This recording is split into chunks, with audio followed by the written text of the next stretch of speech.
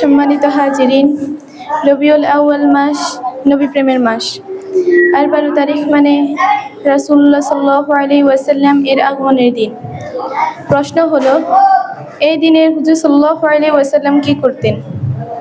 Number 1, সিয়ামু শুকরি তথা শুকরিয়া রোজা। হাদিসে এসেছে, সাহাবারা জিজ্ঞেস করলেন, ইয়া রাসূলুল্লাহ, আপনি প্রতি সোমবারে রোজা রাখেন কেন? নবী করিম সাল্লাল্লাহু আলাইহি ওয়াসাল্লাম বললেন, যালিকা ইয়াউমা উলিদতু ফীহি, এই দিন আমি জন্মগ্রহণ করেছি। মুসলিম শরীফ 1162। দেখেন, তিনি কেক কাটেননি, মিছিল করেননি, তিনি রোজা রেখে আল্লাহর শুকরিয়া আদায় করতেন। নাম্বার 2, সিরাত আলোচনা ও আমল বৃদ্ধি।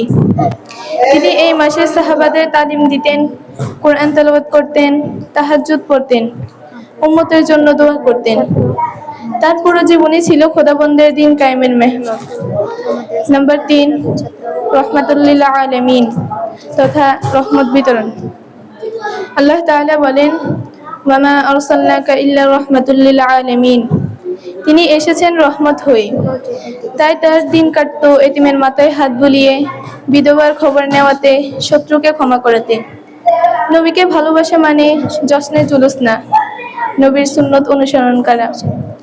আমাদের করণীয় কি? 1, রোজা রাখা, প্রতি সোমবারে রোজা রাখা, আর বিশেষ করে 12 তারিখে শুকরিয়া রোজা রাখা। নাম্বার 2, সিরাত তথা নবীর জীবনী পড়া, তাকে চেনা, তার জীবনী জানা।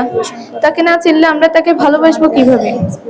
3, সুন্নাত চিন্তা করা, তার আখলাক ধরো, মিথ্যা ছাড়ো, গীবত ছাড়ো, প্রতিবেশীর খোঁজ খবর নাও, ছোটদের আদর স্নেহ করো। এটাই আসল মিলাদুন নবী।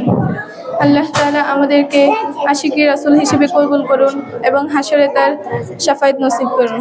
আমিন।